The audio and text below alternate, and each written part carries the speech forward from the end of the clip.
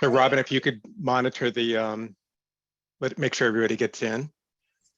Welcome everybody to our first NBS user group meeting of the year. We're really excited that you're here, and we think we have some really interesting topics to talk about.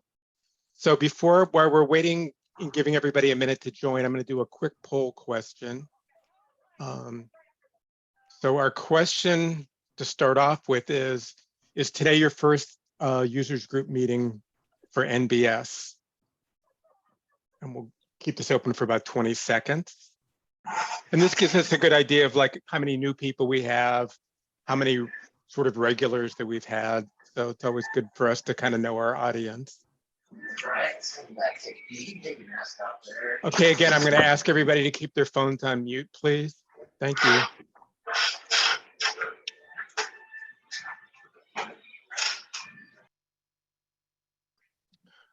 Okay, so let me end the poll, show you the results.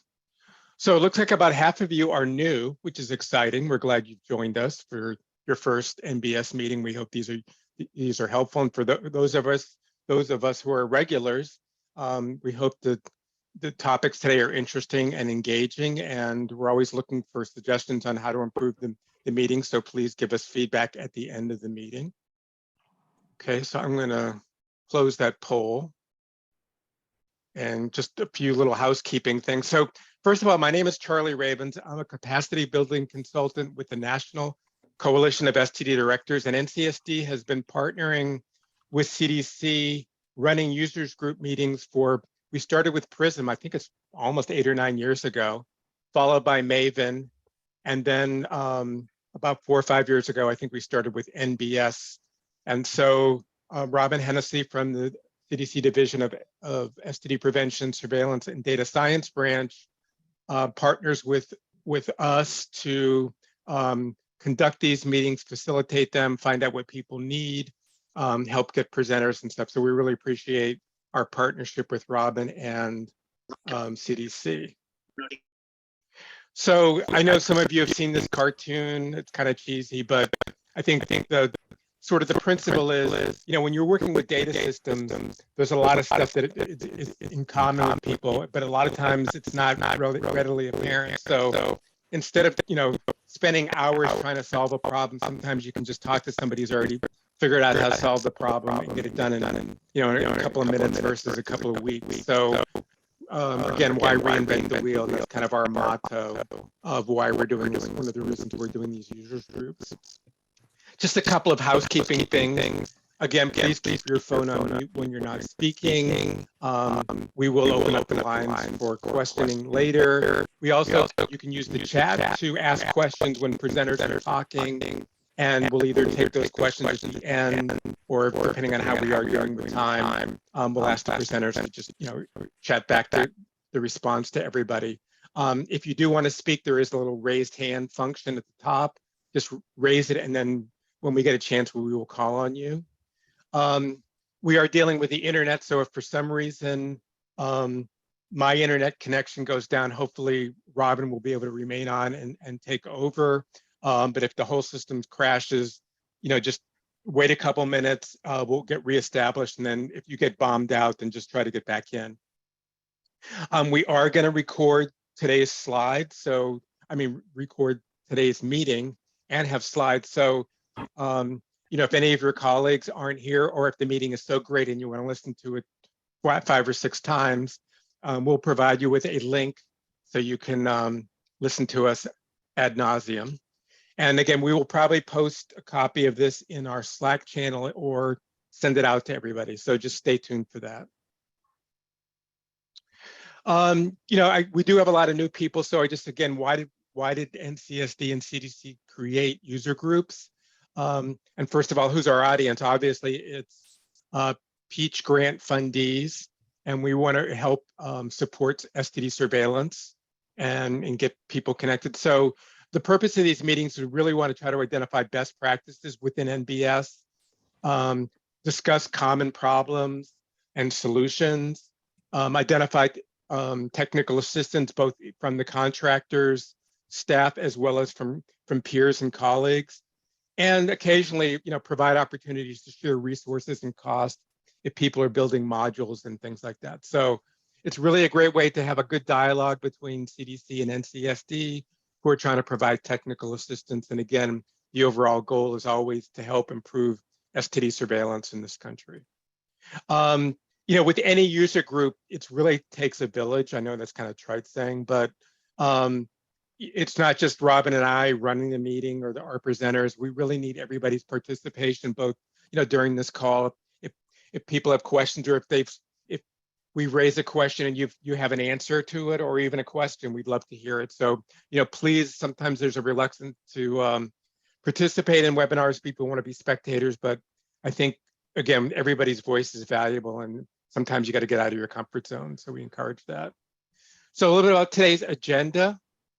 We're going to start off. I'm finishing up my introductions. I'm going to just give you a little bit of NCSD update. Robin's going to give us an update from the surveillance and data science branch. And then we have two big topics for today. One is sort of how does NBS deal with LGV and chlamydia reporting and some of the recent changes. And that's going to be by Bianca and Jennifer. And then we're going to talk, one of the things that and I'll talk about this in a minute, we did a recent poll from people. And one of the things that people wanted to discuss was, how does NBS sort of integrate with other data systems like ChecksOut, other data systems? So we're going to have an in-depth discussion on that. And then again, plenty of time for questions and discussions. And then at the end, we'll do a couple of quick evaluations so we can see how we're doing. So a little bit of update from NCSD. We are having a webinar on June 7th on reducing stigma and improving our work with people who use drugs webinar. So make sure that your colleagues are aware of that. Hopefully most of you are getting the NCSD weekly email update. If you're not, email me after the today's webinar and we'll get you on this. It's a great, really, email that goes out weekly that tells you about all the upcoming events, information about sort of action in Congress to try to get more resources for STD surveillance and any other policy issues that might be affecting STD programs. We are planning to try to do an informatics webinar in July or August, so stay tuned for that. We're in discussion now on topics, and we are going to use some of the information that we collected from our recent survey to help us identify the informatics topics. And again, what's nice about the informatics webinars is they really appeal to everybody doing STD surveillance versus these user groups that kind of meet a systems and NBS or PRISM or MAVEN specific issues. As a reminder, CDC is doing a virtual conference in September. I can't see the dates because they're hidden from with pictures, but anyways. And NCSD is going to do our first in-person conference that we've done in a couple of years in May in New Orleans. So we're really excited about hopefully having an in-person conference if COVID would cooperate with us. As I mentioned before, we did a survey I believe it was in January, early February, just to give us an idea of sort of, where we are in the process. Are we meeting people's needs, and to help us collect information on topics that people, want to hear on future meetings. So 44 of you were, willing to submit a survey. We got about, I can't quite, looks like about 13% from NBS. So let me go back, I'm sorry.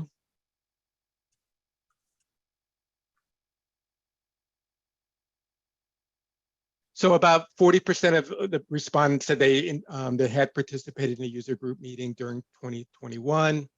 About 96% of the people responding to the survey, which is kind of a bias, because obviously if you participated in the survey, you're interested. But it is kind of nice that 96% of the people who responded said that we should continue our semi-annual user groups, and we've kind of decided to go from 4 user group meetings to 2 a year, and then have 2 informatics webinars. And about 71% of people who responded said they had participated in one of our informatics webinars. So we're excited that the informatics webinars are sort of reaching a wider audience. So that's it from NCSD. I'm going to turn it over to my colleague, Robin, who is going to give us the SDSB update. Robin? Thanks, Charlie. Next slide.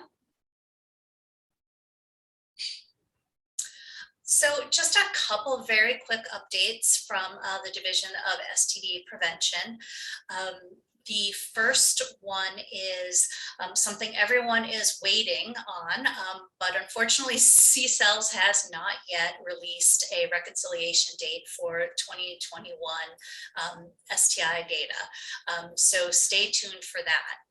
However, the division is planning to release additional preliminary 2021 data this September, as they did in April during STD Awareness Week. They are planning to do that at the STD conference in September. So the request is for all jurisdictions to work to ensure that their 2021 case data are as complete as possible by July 5th.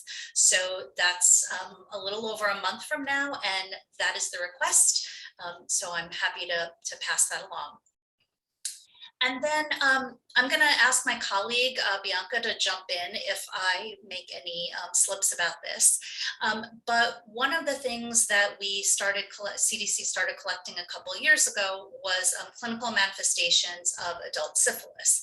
And that would be neurologic, otic, ocular symptoms.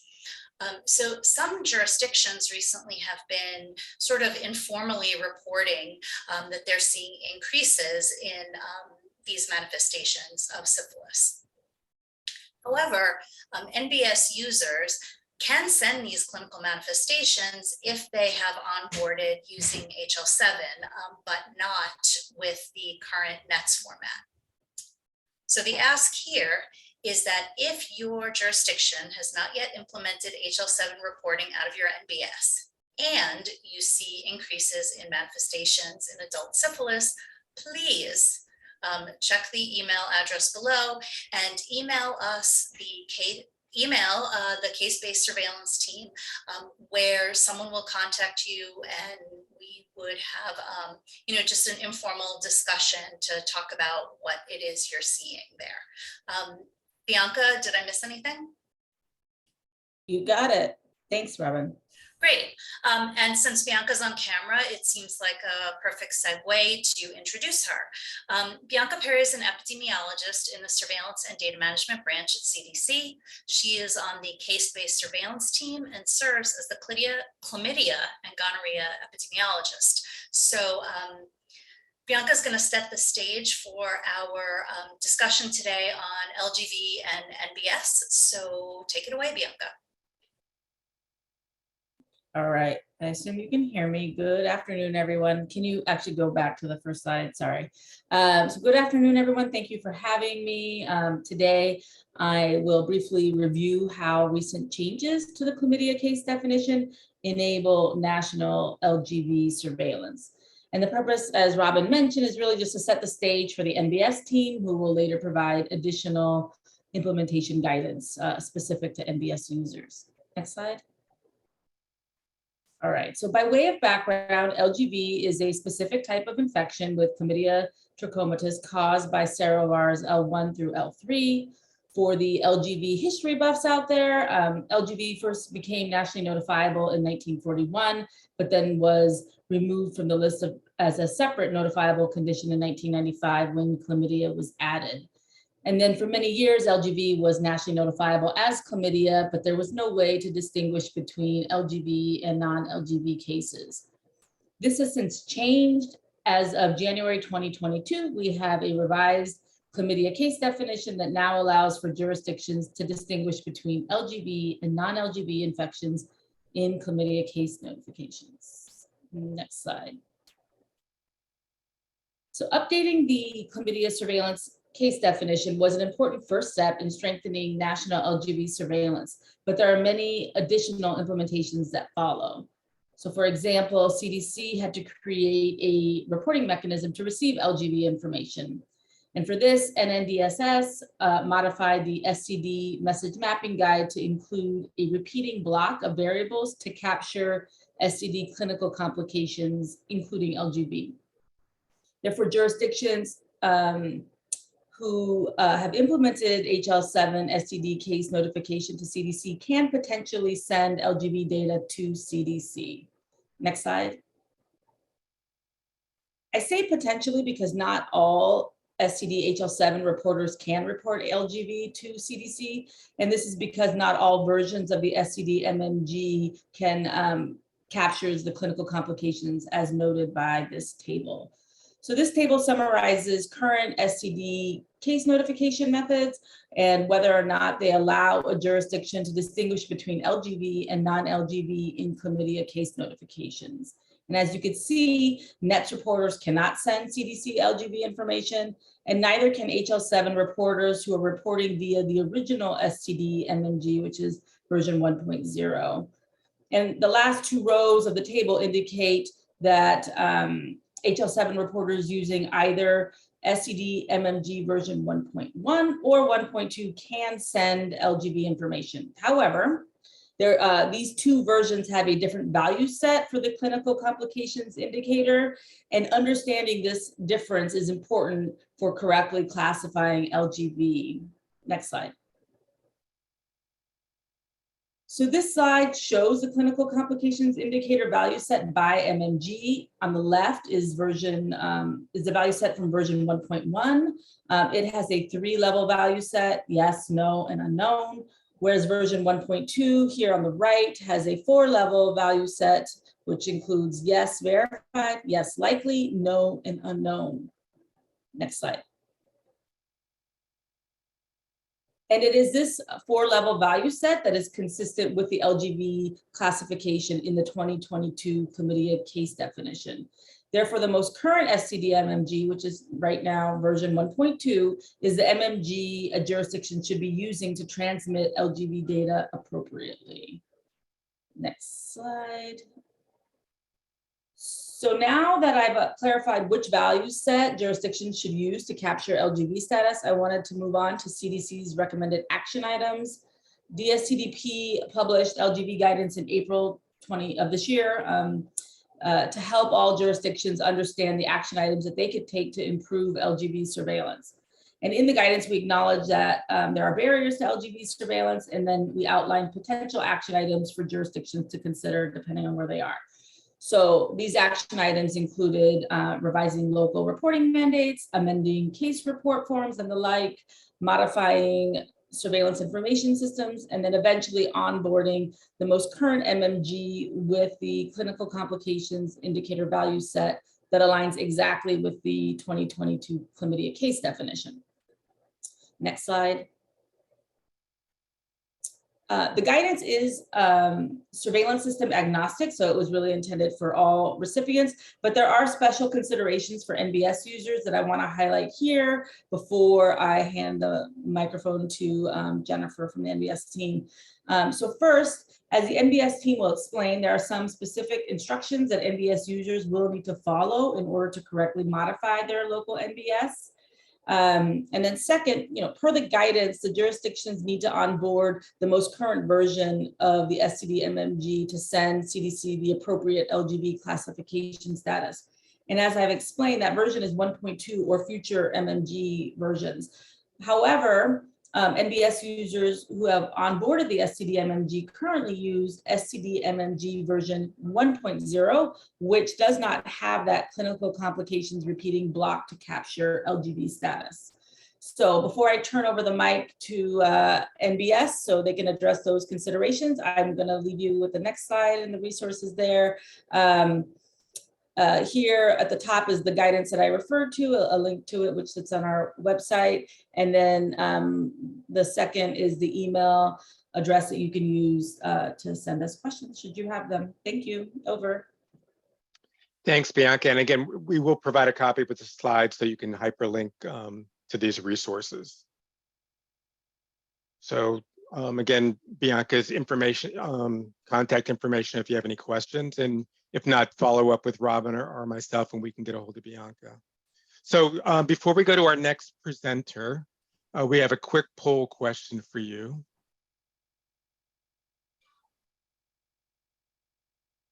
It's on LGB reporting. And the question is your STD surveillance system or jurisdiction currently collecting LGB as a complication of chlamydia? So I'll give everybody about 20 seconds to answer this, and this will help inform our discussion a little bit too.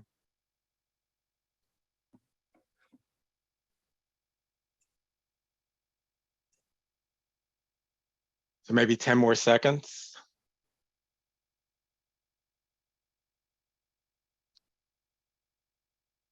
Okay, I'm going to end the poll and show you the results.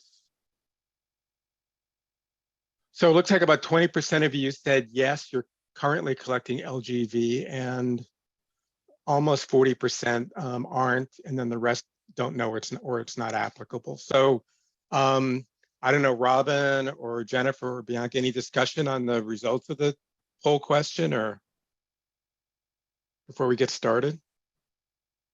I think that'll be something that Jennifer will probably be addressing regarding folks who've already done some implementation. So I'm gonna let her address that in her session.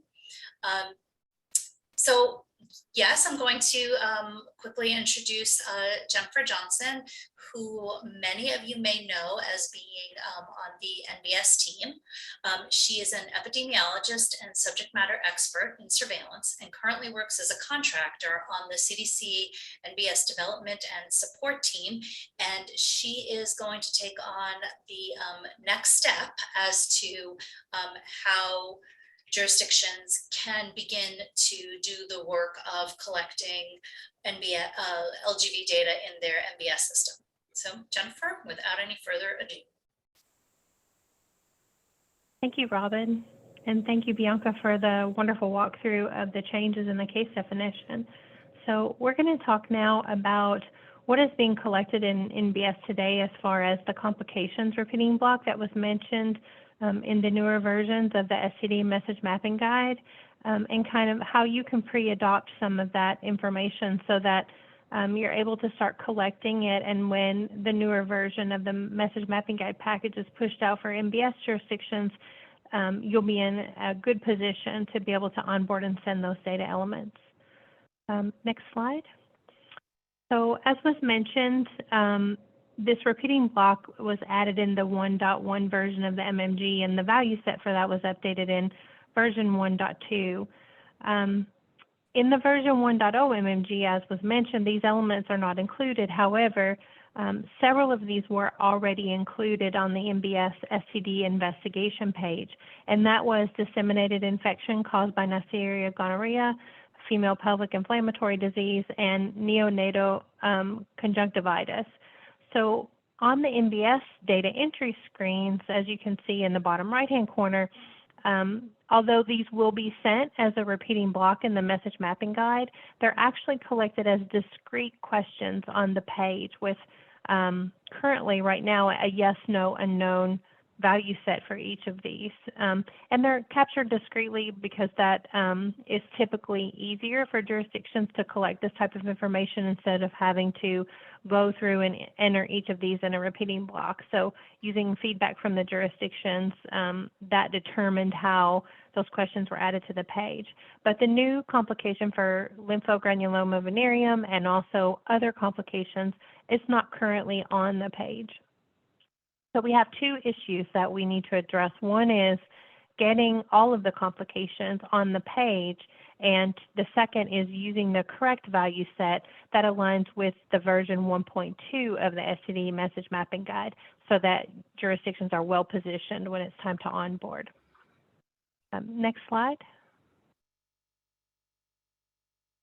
So as those of you who have onboarded or have expressed interest in onboarding for the STD MMG, as you know, the version that is available in NBS today is version 1.0. You can make some updates to some of the value sets to align with version 1.0.1, but without an update package from the CDC team, you're not able to upgrade your page to the 1.2 version of the message mapping guide. So in the future, the CDC team will be pushing out an update for jurisdictions. We'll be skipping version 1.1 and going straight to version 1.2. That being said, if your jurisdiction hasn't already taken steps to update your page and align with the version 1.0 of the message mapping guide and pursue onboarding for that, we encourage you to do so, because that will be kind of the starting point for the upgrade to 1.2. So if you haven't done that yet, you'll need to do that before you'll be able to take advantage of the 1.2 package that will come out. We did previously release guidance on adding LGV several months ago as a complication on your STD investigation page, but it used the yes, no, unknown value set, which aligns with the version 1.1 of the message mapping guide. I think the 1.2 version hadn't been released yet, so when the guidance was put out, it used 1.1.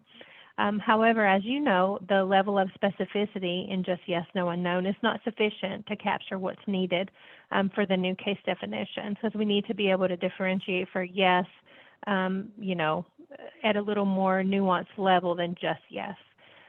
So we will be releasing new guidance for jurisdictions to pre-adopt all of the complications, and whether you have added LGV already with yes, no, or known, or you haven't added it, they will include instructions on how to add it with the correct value set if you haven't, and if you have, it will have a process to help you upgrade to use the more nuanced value set.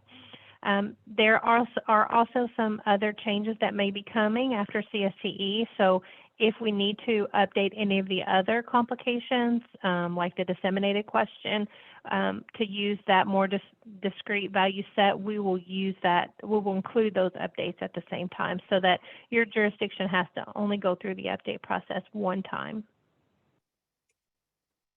Next slide. So if you haven't already adopted the question for LGV, it will be with the new detailed value set, it will be very easy for you to do so. And those guidance documents can be released very shortly, so that in the next few weeks, so that you can go ahead and do that. If you have already adopted the question with the yes, no, unknown value set, we'll be pushing out a stored procedure to help you move to the newer value set and also add those additional questions. The yes value that you're collecting today would be mapped to yes likely for messaging purposes, but we'll still kind of maintain the data as is in the system and sort of disable that value going forward. But for cases where you've already collected it, it will still apply for those. And then we'll also update the other value sets as needed. We will be waiting until after the June CSTE meeting, so that we know the outcome of the gonorrhea position statement, so that, as mentioned a moment ago, we can just do all of the updates at one time. Next slide. Okay, so I think that's it. And if there are any questions or comments, I'll turn it back over to Robin or Charlie. So if anybody has any questions, you know, feel free to raise your hand. And we will take a minute to ask those. I'm also going to do a quick poll question before we move to our next section. So while I'm opening up the poll, any of our participants have any questions they want to ask any of our speakers so far?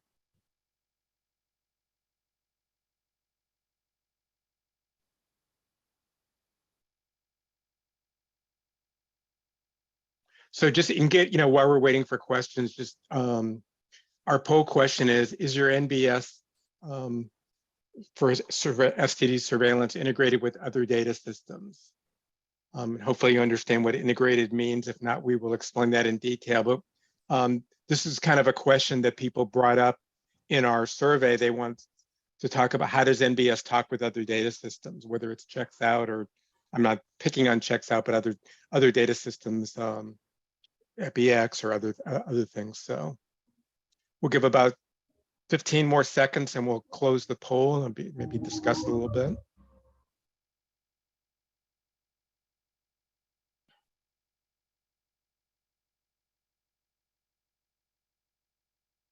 Okay, so I'm going to end the poll in a second and we'll show you the results.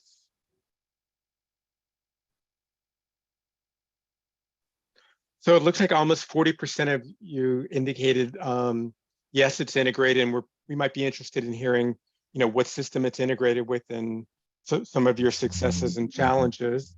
About a third of you said it's not integrated, and would also be interested in hearing about, are there things that CDC or the NBS developers, or maybe even NCSD or anybody else, could link you up with somebody that could maybe help you, with integration. So I'm going to stop the poll. Any of our presenters have any discussion points with any of the poll results surprise you, or any issues with that? Okay, so we stumped you on our poll question. So Jennifer, you want to just go ahead and continue with our next section about the current functionality of integration with other systems? Yes, thank you, Charlie. And I did want to circle back to one more item that I forgot to mention related to the LGV updates, and that is, in order to best understand how to customize the stored procedures to best support your jurisdiction, we may be sending out an additional poll with a little bit more detailed information, especially now that you have a little bit better understanding of how that information is collected in NBS and how that relates to the MMG, if you weren't already clear on that before. So be on the lookout for that, and we'll use that information to make sure that what is put out is what you need to support your efforts to collect this information. So we weren't sure if folks had specific use cases in mind when talking about integration besides checks out. So what we thought we would do is give you an overview of all of the current points of integration that NBS has with other systems and what's possible. We'll try to slant this information in the context of how it relates or supports STD work. And then we can hopefully have an open discussion that if people have specific questions or the specific integration use cases that you would like more information about, then hopefully we'll be able to have time to talk about that.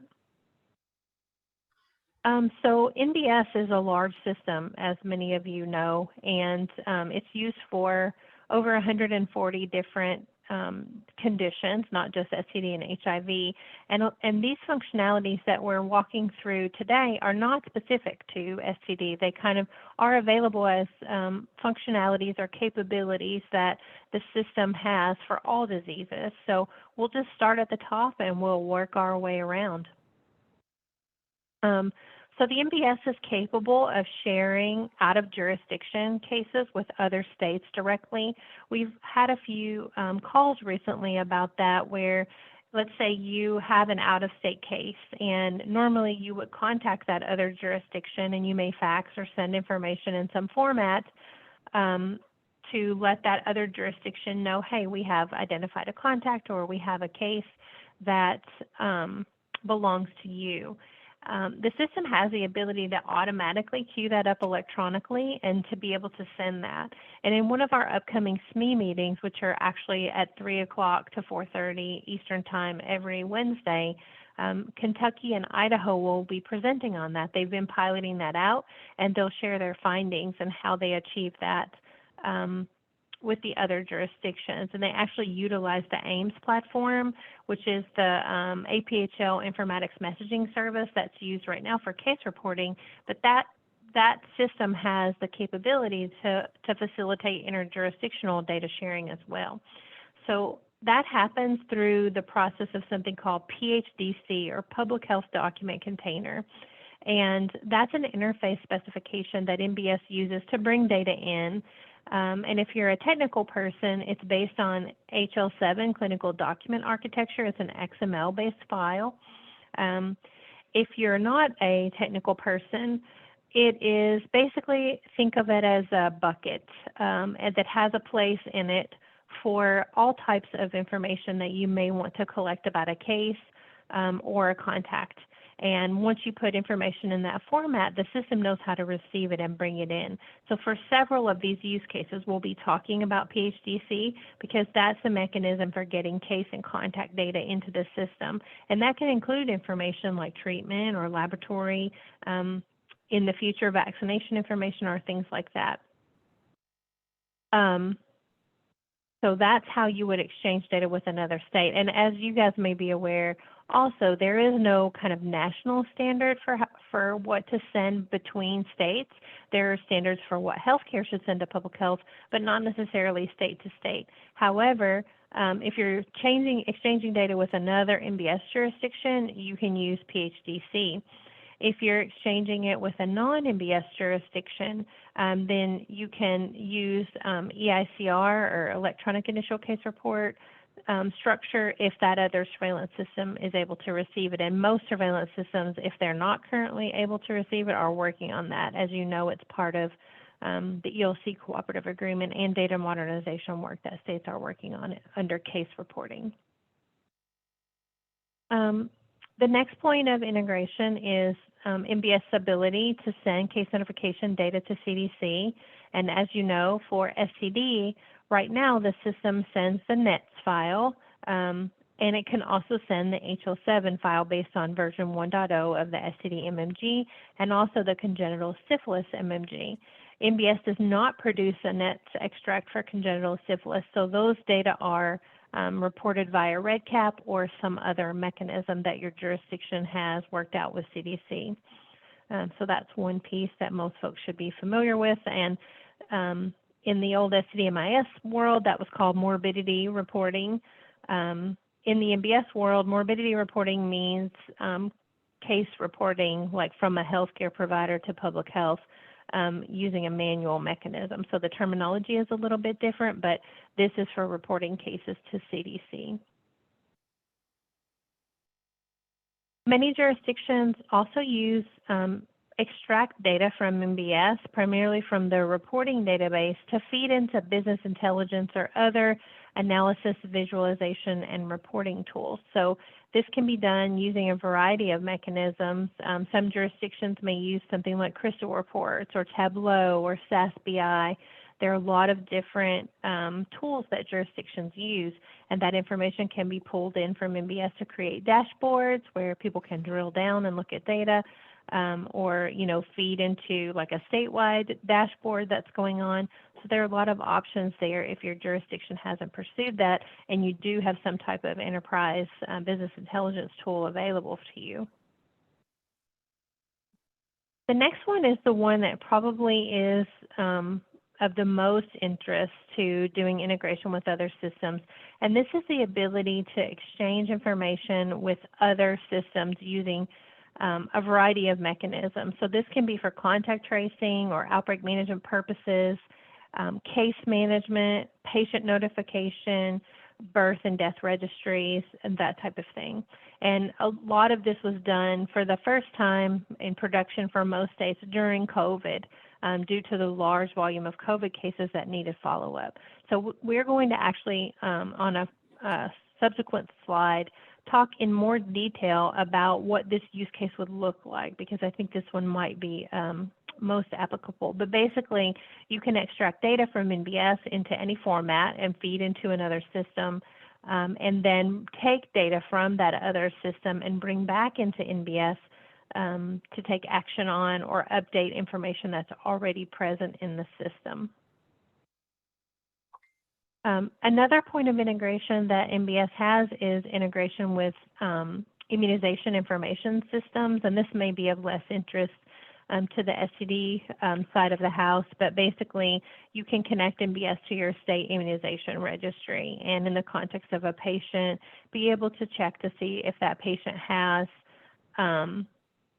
a vaccination for certain conditions. And this might be of interest, especially if you're doing sort of integrated follow-up for things like hepatitis, viral hepatitis A and B.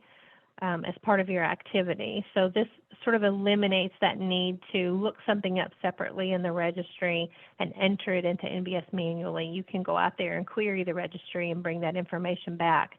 And it uses HL7 standards and basically the same communication protocol that a healthcare provider would use to submit and get information from the immunization registry. So if your immunization registry can talk to healthcare providers, it can talk to NBS.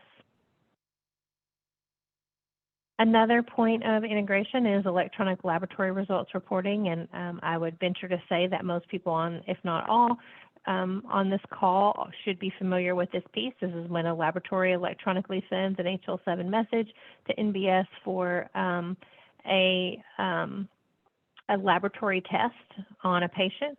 And the next one is closely related, that point of care testing. We have, and it's not always point of care, but for COVID, there was a lot of this going on. But it's basically if you have a facility that is doing testing that cannot create an ELR message on their own, if they're able to extract those data in a CSV format, there are tools available through APHL and also those that were developed by the NBS community, particularly Alabama, had a tool that they shared with the rest of the NBS community that can take CSV data and transform it into an ELR so that you can bring those laboratory data into NBS without having to do manual data entry. The next one is related to electronic case reporting. So when a healthcare provider has a case that is identified in their hospital information systems or electronic medical record systems, they're able to create something called an EICR or electronic initial case report using a national standard. Those healthcare providers then send that EICR to the Reportable Conditions Knowledge Management System, which is hosted on AIMS, that was mentioned earlier. And that based on rules that the jurisdiction has authored to say what is reportable in their state or not, it will tell the healthcare provider whether or not the condition is reportable in that particular jurisdiction. We call that a reportability response. And if it is reportable, then RCKMS and AIMS will also route that EICR to NBS. This is happening pretty much nationwide for COVID, but as part of the ELC cooperative agreement, many jurisdictions are authoring new conditions, and I think several states have elected to pursue conditions like gonorrhea and chlamydia, for example, to kind of move forward and get some of those electronic reports in the system. The system can also receive something called consolidated CDA, which is basically like a continuity of care document that healthcare facilities are required under CMS rules to be able to share for this part of the meaningful use criteria. And some healthcare facilities, they can't do an EICR, but they can do a CCDA. So NBS can receive CCDA directly if the jurisdiction or the healthcare provider is unable to do an EICR. And we do have several jurisdictions that are using that. So I know this was a lot of information. Do we want to save questions to the end, or do we want to kind of pause to see if folks have questions at this point, Robert and Charlie? I would say let's finish up and then we have plenty of time for questions after that. Okay, great. Thank you. Next slide. So you may say, well, with all of this information coming in the system, especially if I were to turn on electronic case reporting, how would I handle all of that information? Well, it comes into the system the same way that, for example, ELR does. So a case report, for example, could come in, or let's say that you're pulling data into the NBS from a case management system. You would bring it in and it gets transformed using an integration engine. Rhapsody is provided as, Rhapsody routes are provided as part of NBS. Rhapsody allows you to transform data from one format to another. Some jurisdictions also have other integration engine tools that they use. But basically, once it gets into the PHDC format, for example, or ELR format, then it becomes available in the system kind of as a trigger. And there are a set of services that get applied to it. So like it looks to see, does this patient exist in the system already? Have we already received this case report, or is it an update? Or is it a new one or an update? It matches provider and organization information. There are things that help standardize the terminology that's coming in. So if the healthcare provider sends you this diagnosis code, you know what it means when it's an NBS. There's a place to sort of set up those mappings when needed. It also allows you to do some automated processing of this information, like updating an existing investigation with new case report information, or creating an investigation and a notification to CDC if appropriate. And it's all of the security and everything else kind of applies. Next slide. So there are 3 more tools that I briefly mentioned: workflow decision support. That's one of the things that can help automate some of the processes that you would do. So let's say that you were bringing in information from a case management system and you wanted to automatically create an investigation in NBS if one didn't already exist, so that maybe an investigator could follow up on it, or maybe it has case status information in it and you want to go ahead and create a notification to CDC. The workflow decision support allows you to create algorithms that take specific actions that you would normally do manually, and you can do that on electronic laboratory reports and on electronic PHDC documents that come in, which could be case reports or feeds from other systems.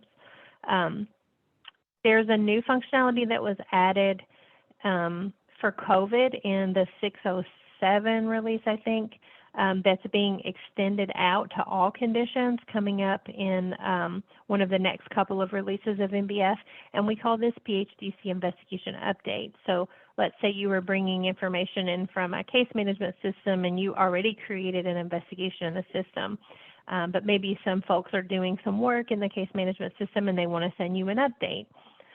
This functionality will allow you to update that existing investigation with new information without a user having to do manual data entry. So those are 2 things that can really help with the workflow when you start getting, feeds from other systems, or you've turned on case reporting for STDs and those types of things. Sometimes you have information from one of these other systems, let's say a case management system, where you need to get it into NBS, but that system can't produce a PHDC on its own, but maybe you can extract a file that is a comma separated values. So APHL Technical Assistance partnered with 3 NBS jurisdictions, Alabama, Tennessee, and Alaska, to create a tool that can help you take anything from a CSV format and turn that into a PHDC into the system, which allows you to import it into NBS.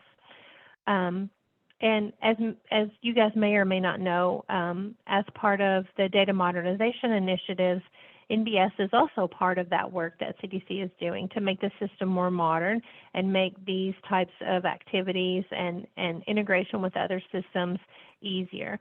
So there will definitely be changes to what's available in the future as those modernization efforts address these types of things. But the stuff that I've walked you through now is what is available now and today.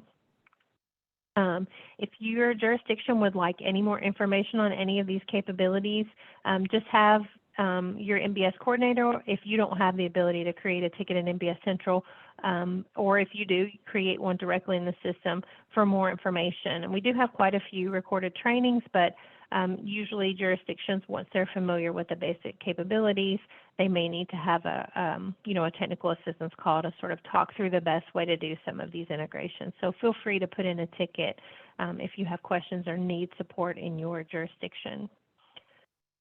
Next slide. And the last thing that I wanted to share with you is just walking through an example that was used during COVID that might help you visualize kind of how some of this could work with integration with another system. So during COVID, for example, there were many jurisdictions who used a separate system like Salesforce or Sarah Alert or RedCap to do some really detailed contact tracing and case management. They wanted to connect with, the ability to send patients a survey on their symptoms to have them fill that out, or enroll people in, text follow-up and things like that. So people had a need to bring data out of NBS work with it in an external system, and then bring the appropriate information back into the NBS and update anything that was in the system. So in this one example, there were jurisdictions who were doing multiple use cases. The first of those was to take case data from NBS. So these are individuals who are actually infected and be able to feed that into a contact tracing system and case management system so that the patient could be interviewed and any new contacts identified and collect additional data. Others they were creating contacts in NBS and they wanted to pull those contacts out and kind of do the same thing, pass them on to a different system.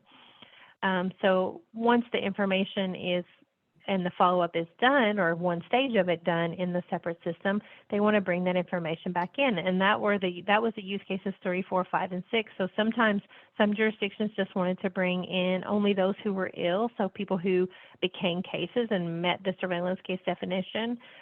Some wanted to bring in information on people who were not ill, just to have everybody in one place. Others wanted to be able to link index and contact patients together using a contact record linkage. And then others wanted to update information for existing cases in NBS. And creating new cases in NBS is done through workflow decision support, but updating existing cases is done through the investigation update functionality. And so we worked with the jurisdictions. They created a lot of great tools to kind of help with this process, and that APHL tool is one of the outcomes of that. To take data from another system like REDCap and bring it back in. Kentucky created a great process for bringing information out of Salesforce and back into NBS, and that's been shared with all jurisdictions. And there was one situation with Sarah Alert integration where Rhapsody was used to take advantage of an API that Sarah Alert has.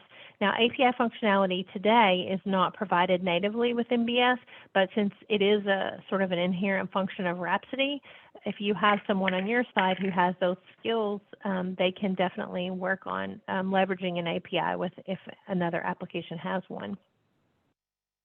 So for exchanging information with ChecksOut, for example, I'm not sure what their capabilities are and how that would work, but I would imagine that something similar to this could be leveraged to exchange that information. And I think that's the last slide. Yes.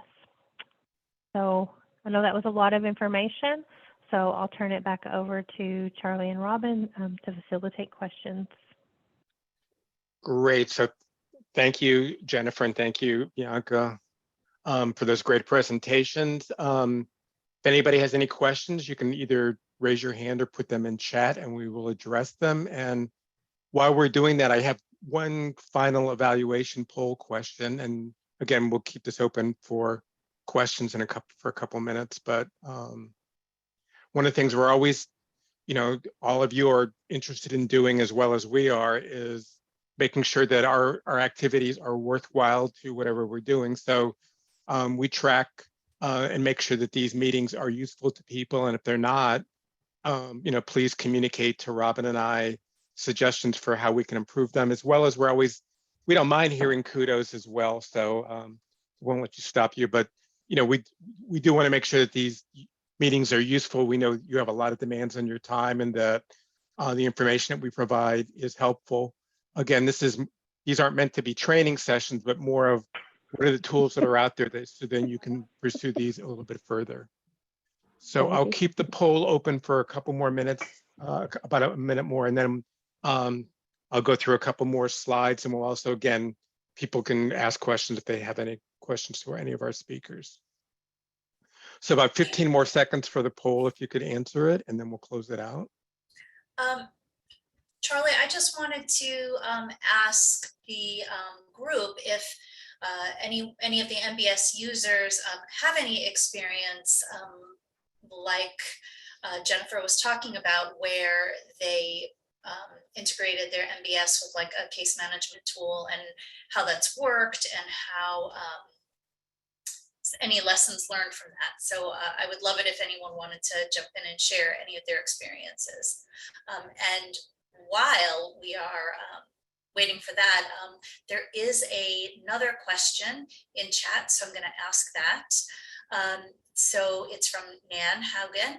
Hope I didn't mispronounce that terribly. Hello, if any other jurisdictions are using NBS exclusively to make processing decisions on their HIV labs prior to going into EHARs and would be willing to discuss your workflow with us, could you please reach out? And there is an email in the chat. So folks, if anyone has some experience with that, would like to reach out to Nan, please do so.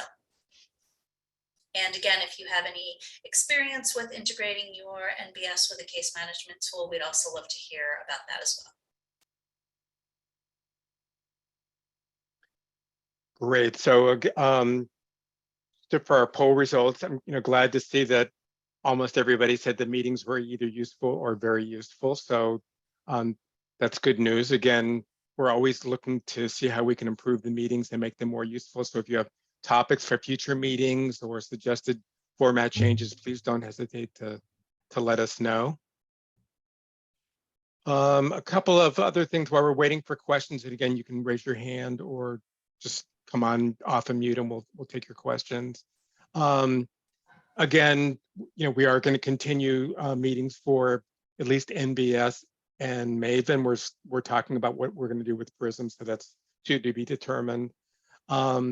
One of the things that we are going to be doing is, a lot of we do have a Slack channel for NBS. To be honest with you, it doesn't get a lot of usage. And we think just because it's just another one of those steps that are sort of burdensome to people, and oftentimes IT systems sort of block, having access to apps like Slack and stuff. So one of the things we're in the discussion about is most of you are getting the NCSD email, your members.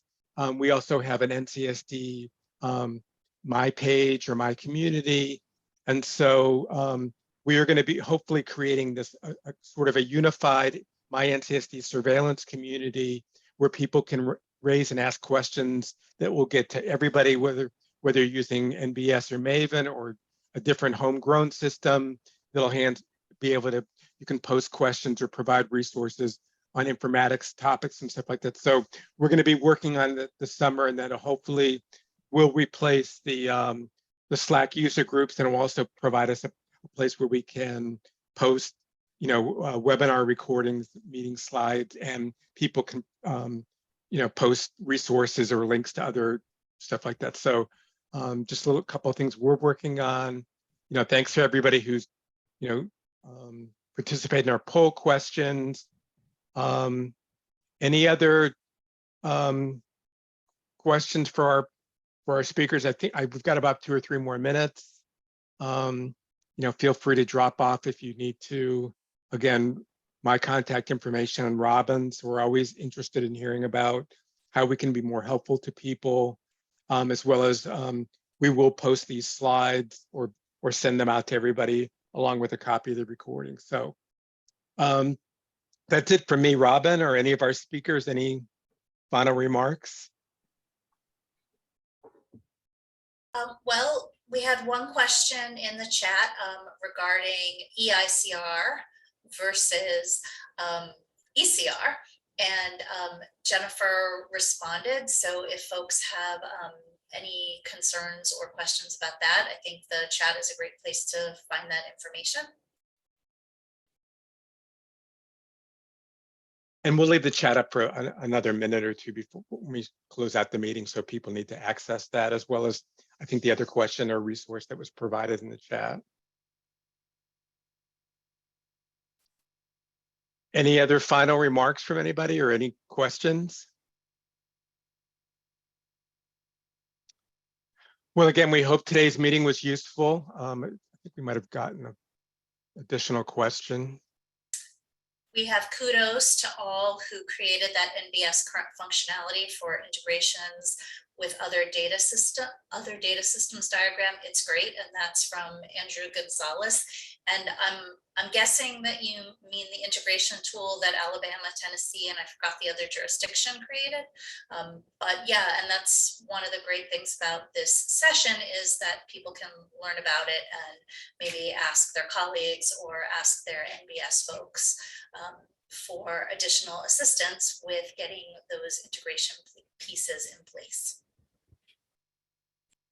I think the other thing that we will do is, we keep a our sort of our contact list that we use to communicate to people about upcoming meetings or any other questions. So usually after we send out meetings and we hear bounce backs on stuff on email addresses that are wrong or people have left, I think we'll probably be sending you out a list probably in a couple of weeks, asking you to take a look at it for your jurisdiction. If people have left, tell us and we'll take them off the list.